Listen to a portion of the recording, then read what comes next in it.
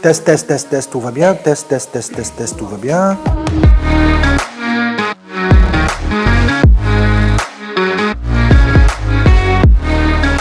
Ça, c'est une question très importante parce que chaque réalisateur croit savoir où il va, où elle va. Je pense qu'on se cherche sur le chemin. On se pose toujours des questions. Les gens qui travaillent derrière la caméra, qui regardent le monde d'une autre manière, se posent toujours des questions. Parce que qu'est-ce qu'on est en train de faire finalement? On filme une réalité. On dit qu'on fait de la fiction, mais au fait, on est inspiré par la réalité. On vit des choses à travers la société, on est influencé. On fait nos films, des fois, on dit oui, on a réussi ça, on n'a pas réussi ça. Mais ce qui est important, c'est de se remettre en question et de dire, bah, c'est tout un voyage. Je pense qu'un cinéaste, quand il fait ses films, je pense que c'est un long chemin. Qu'il soit Emile Kusturica ou un cinéaste chilien ou un cinéaste chinois, peu importe, mais c'est tout un voyage. C'est tout un voyage qui nous permet de travailler sur nous-mêmes, de se voir, de se rencontrer et quelque part raconter nos histoires. Des fois, on a l'impression qu'un premier film d'un cinéaste n'est pas fini, mais on trouve que le cinquième, sixième film, il a fini le premier histoire. Et que ce soit Wong Kar-wai ou Bergman, on a l'impression qu'ils ont fait le même film, mais au fait, c'est des films différents. Mais il y a toutes les choses qui avaient envie de raconter, que ce soit, on voit Persona et le septième saut de Bergman, on a l'impression que c'est une continuité du même récit. Et c'est fascinant. Oui, moi je pense que c'est le même film. Hein. Je pense que ce voyage, de toute façon, j'ai essayé de lire les trois films pour dire tout simplement, on commence d'un film claustrophobique où on ne voit pas la mer, un film où on a la ville qui est très présente, et c'est elle qui est quelque part domine les personnages et pas vice versa. On passe à zéro où on voit le personnage qui essaie de respirer un peu mais qui marche dans les grands boulevards, mais on passe à la fin à Burnout où il y a la mer, l'espoir, où les boulevards sont beaucoup plus grands, la lumière est beaucoup plus light et beaucoup plus, je dirais, pas agréable mais donnant de l'espoir, et c'est une lumière fraîche, alors que Casanegra on a l'impression que c'était du noir et blanc. Et donc pour moi, c'est juste la continuité du même film, le même récit. Et les deux garçons, on les retrouve dans les autres personnages. Les deux garçons, c'est les deux femmes qui sont dans Burnout. C'est-à-dire, il y a beaucoup de continuité et on essaye de la masquer, mais c'est le même film. Casanegra, je l'ai fait quand je suis rentré de Norvège, donc j'avais une vision très, pas, je dirais pas noire, mais une vision un peu dure sur la ville, parce que j'aime beaucoup cette ville. Je veux dire, pour moi, c'est un musée ouvert. Ce que j'aime beaucoup aussi à Casa, c'est cette énergie, cette espèce de dynamique et cette espèce de force. Des fois, on a envie de l'aimer, des fois, on la hait, parce que c'est challenging Casablanca. On sort le matin, il y a tellement de choses, il y a tellement d'énergie toute la journée, et quand on rentre le soir, on a l'impression qu'on a vécu des choses incroyables. Et donc, pour moi, Casa, c'est une expérience.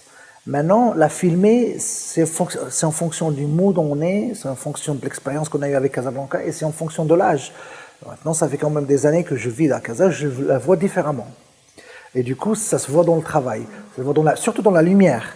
C'est même pas dans le cadrage. Le cadrage, on était tous conscients qu'on allait utiliser le cadrage comme une façon de raconter l'histoire, mais c'est dans la lumière et les couleurs. Et si vous avez remarqué, de Casanegra à Burnout, les couleurs deviennent de plus en plus vivantes, fraîches, pour montrer qu'il y a de l'espoir. Et j'aime beaucoup cette ville parce qu'elle te challenge, non seulement physiquement, mais émotionnellement. C'est-à-dire, pendant une journée, on voit des choses, on expérimente des choses, mais c'est surtout qu'il y a de l'influence des êtres humains avec qui on échange.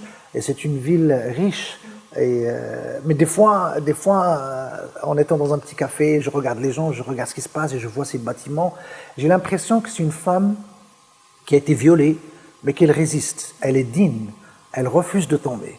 Quand je vois des bâtiments sublimes qui se font détruire, après on remonte un immeuble qui n'a pas de goût, qui n'a pas de sens, et qui est juste un décor, excusez-moi l'expression, mais très moche.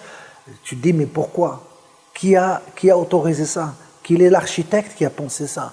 Parce que c'est pas digne de cette ville, c'est pas digne des Casablancais, de ce pays. Mais elle résiste, elle est là, Casablanca. Et au-delà de ce mythe Casablanca, le film, je pense qu'il y a une âme incroyable. On aime Marrakech, on aime Tanger, on aime d'autres villes parce qu'il y a quelque chose de sublime dans ces villes. Mais Casablanca est unique. Comme je disais tout à l'heure, c'est une femme qui a même été violée, oubliée, négligée. Elle résiste et elle nous dit « je suis la plus belle ». Et elle est la plus belle. Au fait, ça c'est le côté scandinave. J'étais à l'école en Norvège, on nous a appris que un choix d'un réalisateur, c'est d'abord un choix visuel.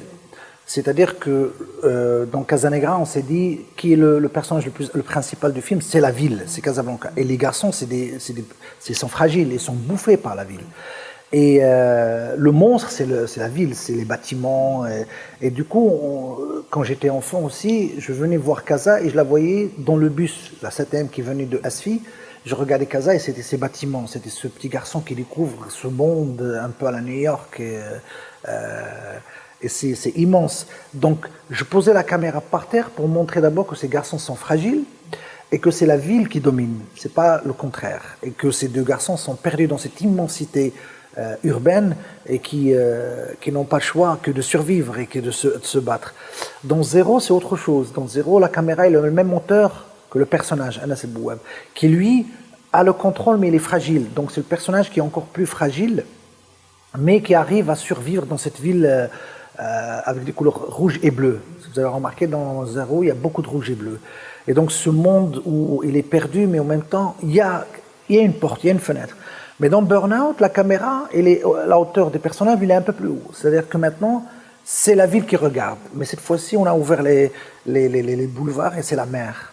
C'est-à-dire que ces gens, la ville, il y a une porte. Dans cette ville, il y a de l'espoir.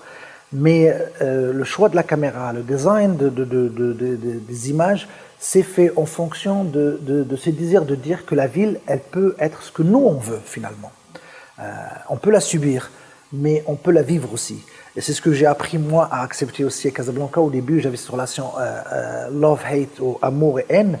Après, j'ai commencé à dire, elle ne m'oblige pas d'être là ou de la subir de cette manière. Elle peut m'ouvrir des portes et aller ailleurs. Et finalement, c'est cette paix intérieure qu'on peut avoir, même si on vit dans une métropole comme Casablanca, qui nous permet de s'échapper.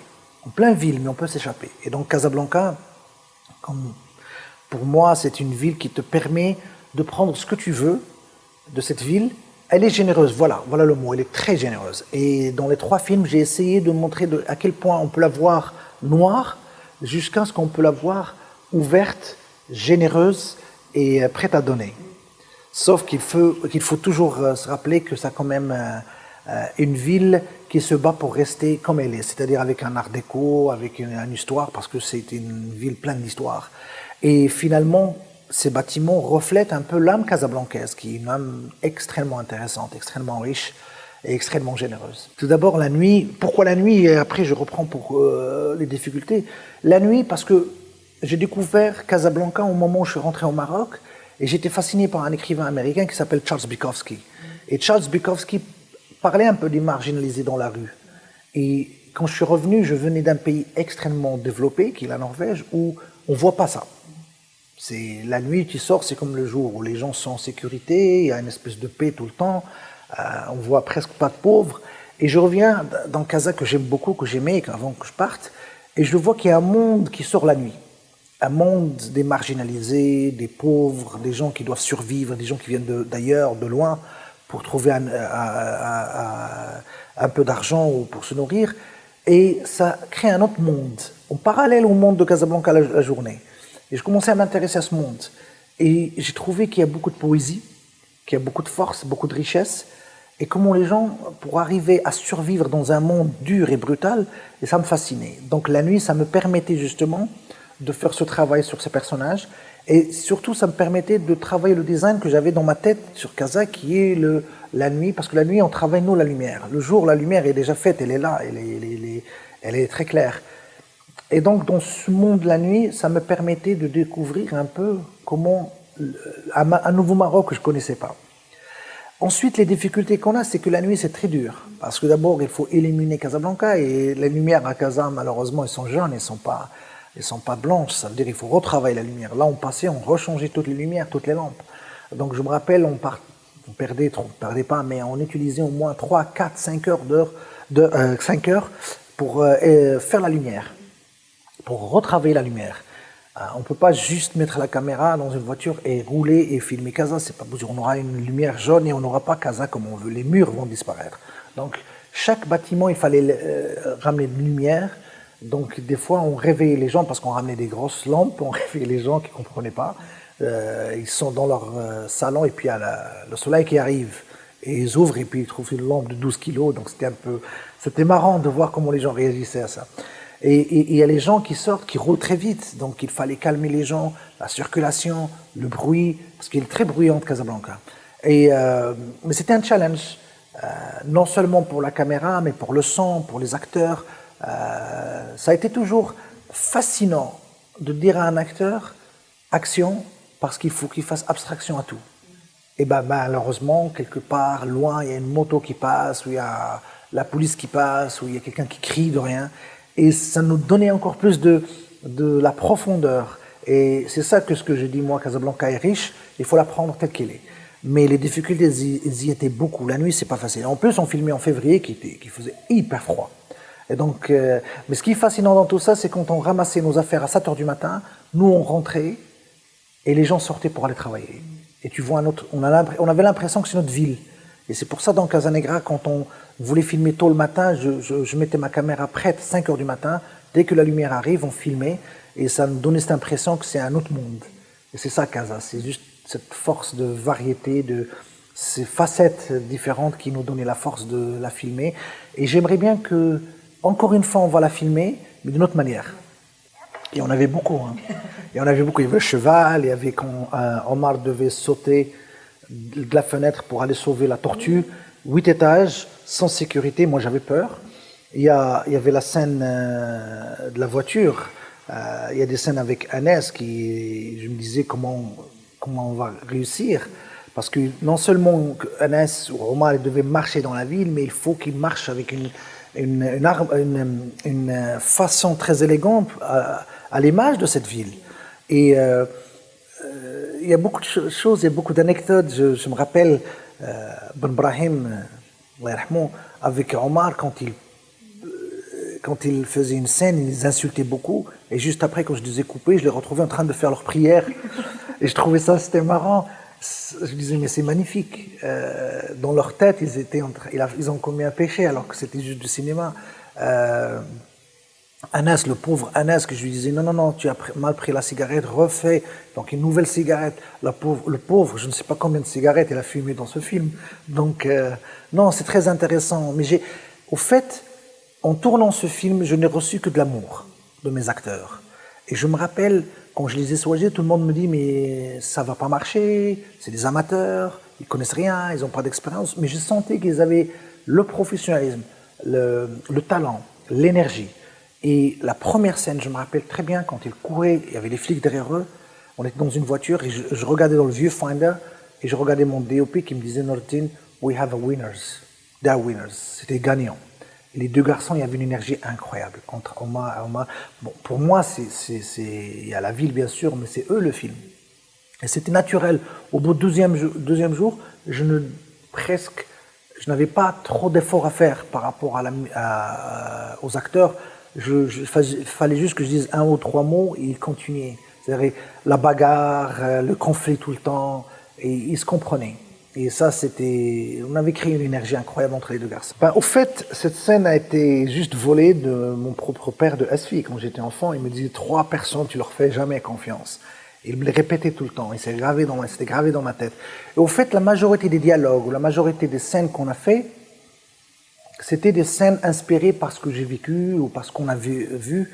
La scène de In Al Alam, Mère du Monde, ça on l'a vu dans un bar parce que pendant, je me rappelle très bien, il y avait la révolution en Égypte. Et on tournait dans une ruelle, mais il y avait un bar qu'on a tourné en loge où on pouvait se maquiller, aller manger là-bas et tout ça. Et pendant que je tournais une scène, je suis rentré dans ce bar et il y avait, je pense, il y avait la révolution égyptienne, il y avait quelqu'un qui s'est monté dans la table et ça criait tout. Et je dis, mais c'est magique. Et en même temps, je filmais, je dis, il faut qu'on fasse quelque chose. Et dans le scénario, il y avait juste Younes Bouab qui va danser avec la fille, c'est tout. Et le lendemain, je rencontre un ami journaliste qui me parlait et me disait tout le temps, Min al-Alam. Et je dis, mais tiens, si Younes peut remonter sur la table et dire Min al-Alam, et c'était parti comme ça. C'est des choses qu'on vit et que ça peut devenir magique. Min al-Alam.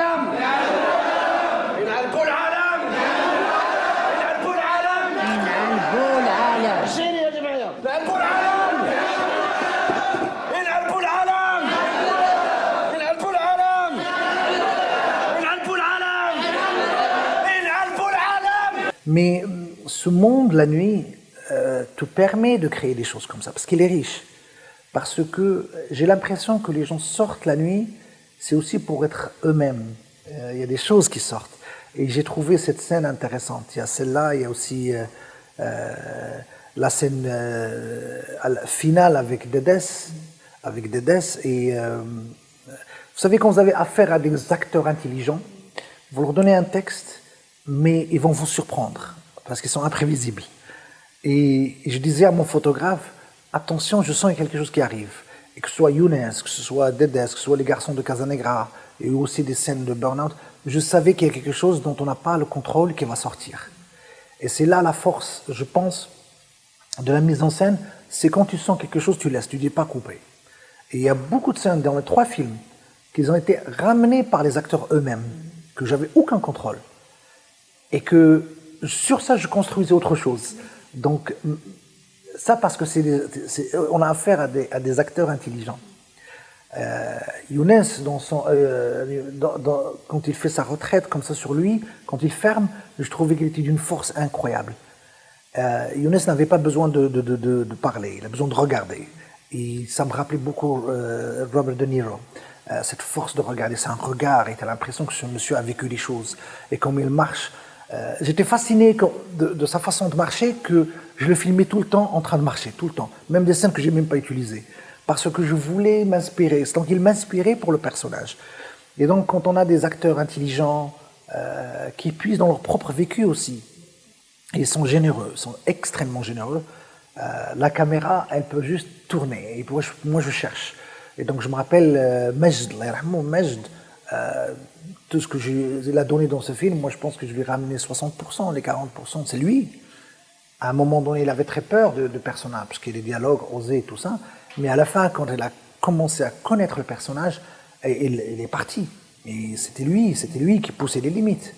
Et quand vous avez un acteur aussi généreux, aussi brillant comme lui, on n'a pas presque le droit de lui dire arrête. Et c'était beau de les voir, aller chercher au fond de. Et j'étais tellement agréablement surpris par les acteurs que ça me surprend chaque fois qu'on me dit oui, mais on n'a pas les grands acteurs au Maroc. Ce n'est pas vrai. Les acteurs au Maroc sont brillants. Le talent, il est là et il est universel. Mais le talent marocain, il est d'une incroyable force. D'ailleurs, on voit un acteur dans un film sérieux, on le voit à la télé, on me dit mais c'est pas possible, qu'est-ce qu'il fait là? Mais c'est-à-dire qu'il faut qu'on arrête de dire que ce sont les acteurs. Non, c'est la mise en scène, c'est la production, c'est tout un cercle de choses qui font que si tout n'est pas en place, bah, l'acteur, lui aussi, il ne donne pas. Mais que ce soit Saïd Bey, que ce soit Younes, que ce soit Majd, tous ces acteurs avec qui j'ai travaillé, ils m'impressionnent. Je me rappelle, chaque fois que je mets ma caméra comme ça, je regarde, je leur donne de la mise en scène, je reviens, je m'attends à ce qu'ils me donnent ce que j'ai demandé. Au fait, dès qu'ils se relaxent, dès que l'acteur ou l'actrice se relaxe, bah, dès qu'ils sentent qu'ils sont aimés et qu'ils sont prêts à donner, bah, ils te donnent des choses incroyables. Et ça a été le cas de Saïd Bey. Saïd Bey, moi, dans Zéro, il m'a impressionné. C'était d'une force et d'une générosité incroyable. Alors, sur tous les films que j'ai faits sur Casa, je savais que Casa, elle peut être impressionnante, elle est riche. Donc, il faut aller à la rencontre de Casablanca. On ne peut pas donner si on n'est pas généreux. On ne peut pas donner si on n'apprend pas des choses. Donc, on faisait des recherches.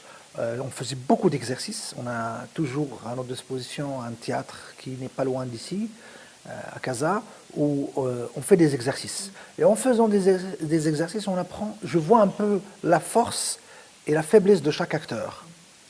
Et au fait, la faiblesse, c'est juste issu du fait qu'ils n'ont pas confiance. Ou alors on leur a dit, si tu fais trop de gestes, c'est ça jouer. Mais quand tu les pousses à leur meilleur, en leur disant, ça c'est magnifique, mais invente, allez chercher quelque part, va chercher quelque part.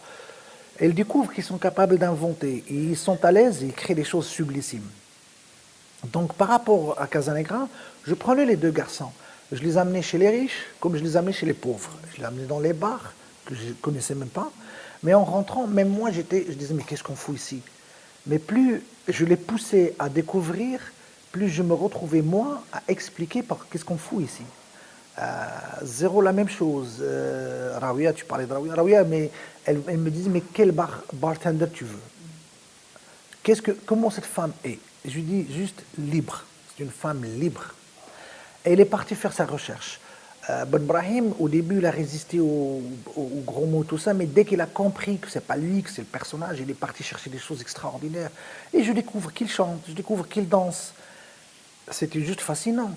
Et c'est là où je me suis dit, nos acteurs ont une force, c'est de l'or brut, mais on ne peut pas tirer de ça que si nous, on est généreux. Dedès, par exemple, je me rappelle très bien de cette scène, la première fois que je commençais à travailler avec Dedès, il parlait avec beaucoup de gestes, et je lui dis, Dedès, mais toi, sans bouger, tu es magnifique, parce que tu as une force incroyable. Et ça a pris du temps pour qu'il comprenne qu'il a un visage extraordinaire, qu'il a un regard, qu'il a une voix magnifique. Et une fois il comprend ça, il commence à l'utiliser.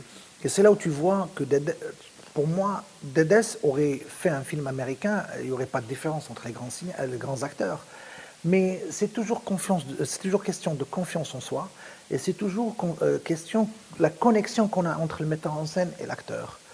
Un acteur, je suis convaincu, ça c'est l'expérience que j'ai eue avec tous ces films que j'ai faits, un acteur ne peut rien donner s'il ne sent pas qu'il est aimé.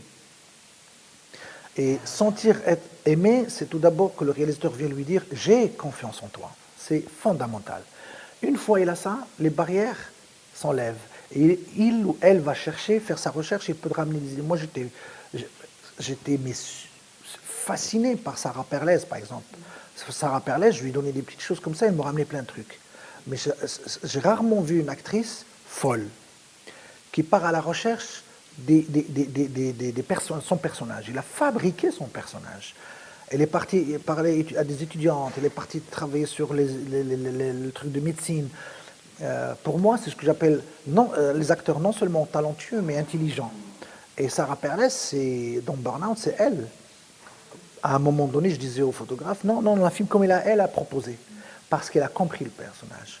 Et je pense sincèrement que j'ai de la chance d'avoir rencontré ces acteurs, que ce soit Younes Bouab, Anas, Omar, etc., etc.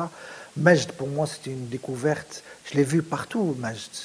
Elle a filmé avec moi, elle était un peu âgée, tout ça, mais je pense que j'étais un des derniers qui l'a filmé au cinéma. Je l'ai vu dans la télé, je l'ai vu dans d'autres films. Je me dis, mais c'est impossible qu'il fasse ce rôle. Et finalement, il a fait ce rôle avec. C'était. Waouh! C'était la grande finale. Et je me rappelle, je suis parti à Dubaï avec lui, où tous les gens lui disaient, il ne s'attendait pas à ça, il croyait que les gens allaient refuser ce rôle, mais tout le monde était fasciné par le rôle. Et je lui ai posé la question, je lui ai dit, Majd, je t'ai donné de la mise en scène sur ça et ça, mais là, elle me dit, non, j'ai compris le personnage, je les connais, ils sont dans mon entourage. Et on revient encore à quelque chose qui s'appelle faire confiance. Quand on a confiance en soi et quand le metteur en scène nous fait confiance, on avance.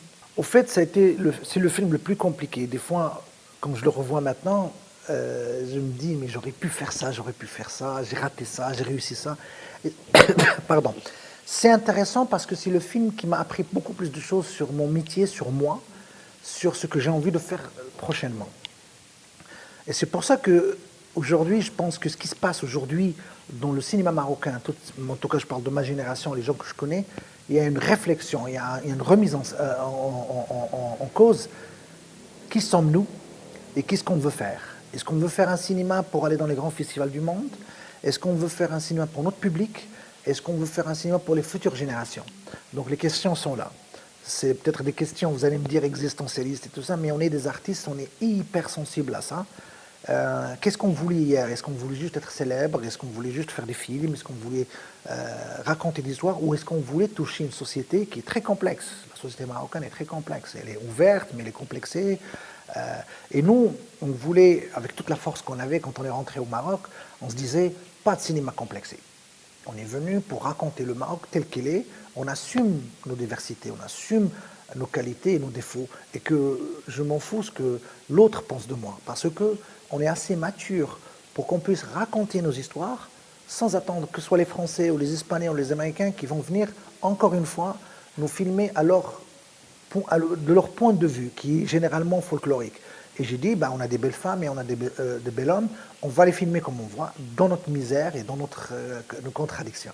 Et finalement, ce qui est fascinant, c'est quand on voyage, J'étais à Edinburgh, en Scotland, avec des cinéastes marocains. Et on a montré le film. Et puis, il y a le public qui prend le micro, il dit « Is this Morocco ?» Et on leur répond « Oui, this is Morocco ». Ils ne s'attendaient pas à ça. Ils ne s'attendaient pas à des films marocains urbains, modernes, et qui parlent de l'humain, de nos problèmes existentialistes. Ils s'attendaient à voir des chameaux, à voir, encore une fois, Jamel Fnam, Rax, tout ça, mais ils n'ont pas ça. Parce que ça, c'est fini, cette image. C'est la Marocaine et le Marocain qui nous intéressent. Donc il y a une réflexion sur ça. Mais par rapport à cette histoire de chorale, elle est très complexe, la chorale. Je me rappelle, j'ai vu The Player de Robert Altman et je me suis dit, mais qu'est-ce que c'est beau et c'est facile. Finalement, je me suis trompé. C'est vraiment pas facile. Mais c'est fascinant parce que on voit aussi nos défauts, on voit comment on peut raconter une histoire. Des fois, il faut simplifier les choses pour qu'on puisse toucher le public. Mais c'est aussi une phase dans notre vie où on passe par des phases où on a envie d'être intellectuel, on a envie d'être ça. Mais au fait, on apprend que finalement un artiste n'a pas besoin d'être un intellectuel. Un artiste simplifie les choses. L'intellectuel, il complique les choses avec un discours, mais l'artiste, il prend tout ce que l'intellectuel peut compliquer et le rendre plus facile. Et c'est pour ça qu'on est amoureux de Emil Kusturica, de Bergman, tout ça. Même si c'est intellectuel en second degré, mais visuellement, tu te dis, mais je voyage avec ces gens-là, parce qu'ils racontent une histoire. Et c'est ça la force du cinéma, c'est on raconte l'histoire, et en racontant l'histoire, le message passera derrière. Nous, en tout cas la génération dont je fais partie, on était beaucoup plus obsédés par libérer le dialogue, libérer la rue, libérer l'identité. Donc on avait un côté militant dans notre cinéma. Et on avait ramené le cinéma, en tout cas je parle pour moi, ramené le cinéma en deuxième degré.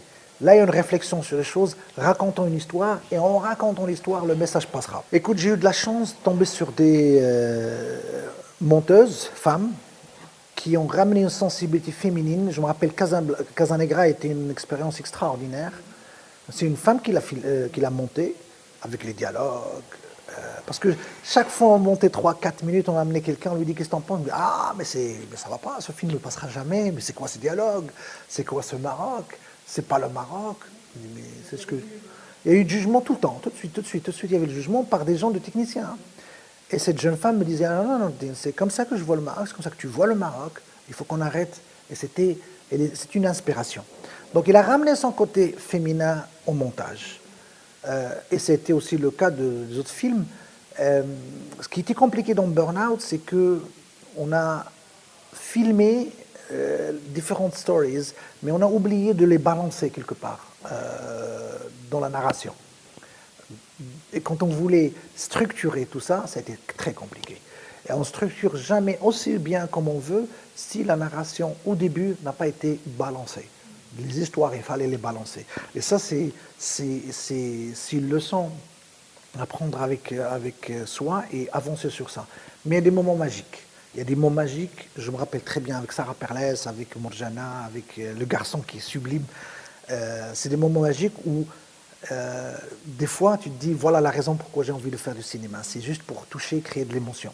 Parce que c'est ça, finalement. Casanegra, c'est juste l'émotion. L'histoire est très simple. Zéro, c'est l'émotion de Younes qui porte le film, qui, pour moi, rarement j'ai vu un acteur marocain qui porte tout le film sur ses épaules. Et il l'a réussi. Pour moi, c'est bien mérité, un des meilleurs rôles que j'ai vu. C'est pas parce que c'est mon acteur ou là c'est mon film, mais c'est Younes Bouab, ce qu'il a fait dans Zéro, exceptionnel. Et Burnout, ça m'a appris de repenser les choses sur ma société. Et revenir en arrière, faire un travail sur soi, dire qu'est-ce que j'ai envie de raconter. Et le rapport même avec la caméra, ce n'est pas parce que visuellement on peut faire des belles choses qu'on a raconté l'histoire. Donc raconter l'histoire, c'est rien d'autre que raconter l'histoire. Et ensuite, on peut l'amplifier avec la lumière, avec le cadrage et tout ça. Et je pense que tous les cinéastes aujourd'hui, de ma génération en tout cas, ils sont passés par là, d'une manière ou d'une autre. Et c'est intéressant. C'est vraiment intéressant. Je me rappelle de Razia de Nabil Ayoub, je me rappelle du dernier film Volubilus de Fawzi Ben Saïdi. Et c'est des cinéastes, peu importe ce qu'ils font, ils feront toujours des choses intéressantes.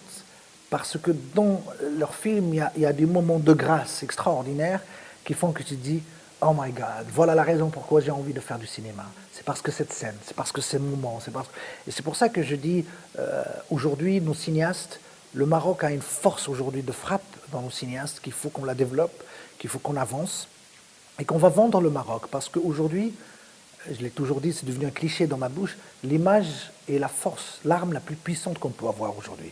C'est pour ça qu'il faut soutenir le cinéma, que notre cinéma ne peut être que notre meilleur ambassadeur. Mais il faut que nos cinéastes puissent s'exprimer comme ils veulent. Alors, on ne filera jamais avec Casablanca. Personne, aucun cinéaste marocain ne te dira « je ne filmerai jamais Casa », c'est pas possible. Casa, c'est le cœur de ce pays. On a tout le Maroc ici. Même les non-Casablancais comme moi voudraient toujours refilmer Casa. Bien sûr, on fantasme tous sur Tanger, Tétouan, le sud. Ça viendra aussi. C'est des moments, c'est des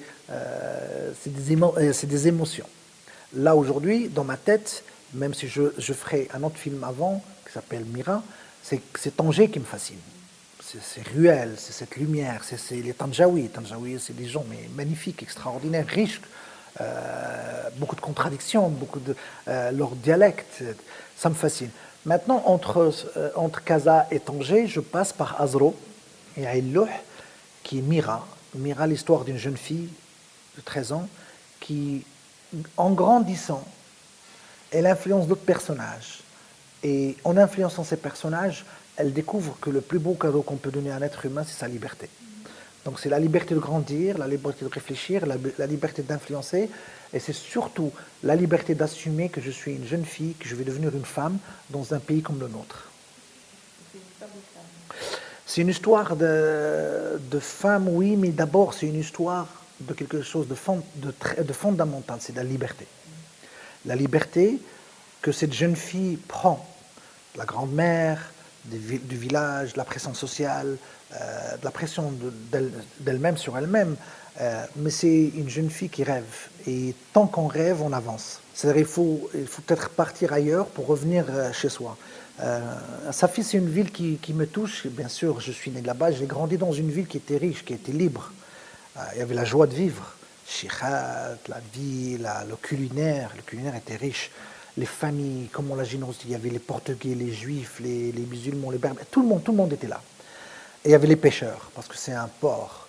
Et les pêcheurs, vous savez, quand il y a un port, il y a un monde incroyable qui se crée.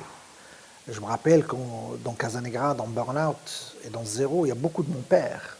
Je l'amenais dans les endroits, il y a les bars, il y a les restaurants, il y a les cafés. C'est une ville vivante.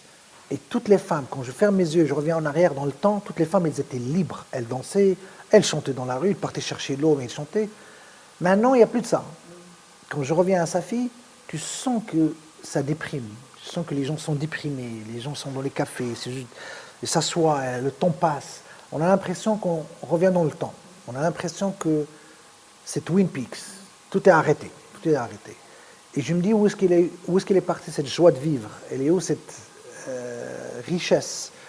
Elle est où cette lumière? Et où sont ces femmes, ces pêcheurs, où les gens rigolaient? Ils n'avaient pas beaucoup, mais ils rigolaient. Les salles de cinéma remplies.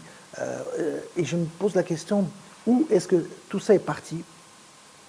Qu'est-ce qui s'est passé pendant les dernières 30 années? Et c'est là que je pense qu'il faut puiser et faire un film sur ça. Qu'est-ce qui s'est passé? Alors, il faut qu'on arrête de regarder vers la France, couper la France et le Moyen-Orient. On n'est ni le Moyen-Orient, ni la France, on est le Maroc. Et notre force, nous les Marocains qu'on a, c'est qu'on est un carrefour. On est en Afrique, on est dans le monde arabophone, et on est en Europe, et on a tout. Il faut qu'on puise dans notre richesse et commencer à faire confiance au génie marocain. Faire une refonte du centre cinématographique marocain parce que les lois sont archaïques. Et on ne peut pas calquer sur des lois des années 40-50 françaises et les faire marcher ici alors qu'on n'a pas un marché local.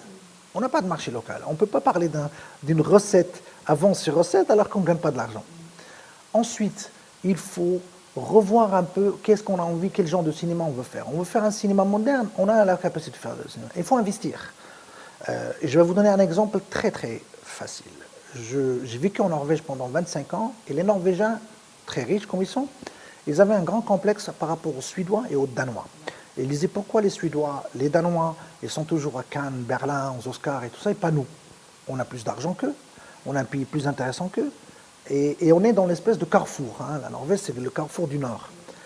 Et au fait, ce qui s'est passé, c'est tout simplement un jeune ministre de culture qui est venu et qui a installé une politique culturelle en mettant de l'investissement sur le développement des scénarios, développement des idées, développement de l'art et de la culture. Et au bout de 5 ans, 6 ans, ils sont partout aujourd'hui. Ils sont aux Oscars, ils sont à Cannes, ils sont à Berlin. Ils ont fait même des séries pour Netflix. Et ils sont en train de vendre la culture norvégienne d'un pays de 5 millions d'habitants. On est 40 millions, on est beaucoup plus riche dans l'histoire. Notre histoire est beaucoup plus riche. Maintenant, il faut avoir des gens, des décideurs du cinéma, qui sont d'abord des gens qui aiment le cinéma. Pas des gens qui aiment le pouvoir. Malheureusement, on n'a que ça. C'est des gens qui viennent, on a un vide juridique, on a des lois archaïques, et ils les gardent pour exister. C'est ça le problème.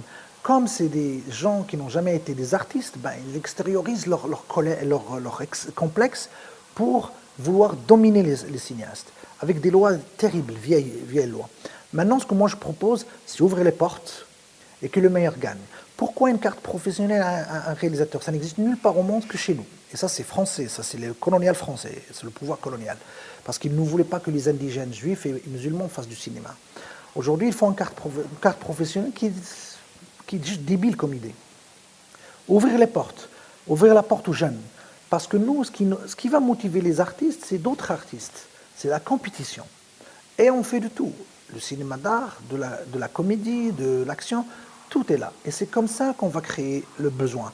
Et si les investisseurs voient qu'il y a un marché, ils vont nous suivre, ils vont investir en nous. Et je peux vous garantir que le Marocain et la Marocaine aiment le cinéma, aiment aller au cinéma. La preuve, c'est quand on a fait un Alizawa, c'était plein. Quand on a fait Casanegra, c'était plein. Et quand on a fait des films comme ça, c'était plein. Donc, en même temps, il y avait, je me rappelle, il y avait Batman, il y avait Titanic, il y avait tous ces grands films, mais on a la recherche du mari de ma femme, elle a dépassé le 1 million. Donc c'est possible. Le Marocain, enfin. Et qu'on ne ramène pas cette espèce d'argument débile. Oui, mais il y a le piratage, il y a Netflix, il y a En Norvège, il y a tout ça. Plus, ils ont Internet, ils ont accès à tout. Mais la salle de cinéma est encore plein. Parce qu'il y a des vraies salles de cinéma, parce qu'il y a de l'offre. Et on peut leur donner cette offre si on nous aide en investissant de l'argent dans les producteurs et les réalisateurs et qu'on puisse produire des films. Il n'y a pas de raison. Qu'est-ce que les Norvégiens ont ou les Américains ont qu'on n'a pas? C'est juste qu'ils ont un vrai marché. Mais pour faire un vrai marché, il faut des décideurs du cinéma intelligents et surtout qu'ils n'ont pas d'ego et qui s'aiment. Parce que s'ils s'aiment, ils vont aimer le cinéma marocain. Parce qu'on ne peut pas aimer le cinéma ou l'art si on ne s'aime pas.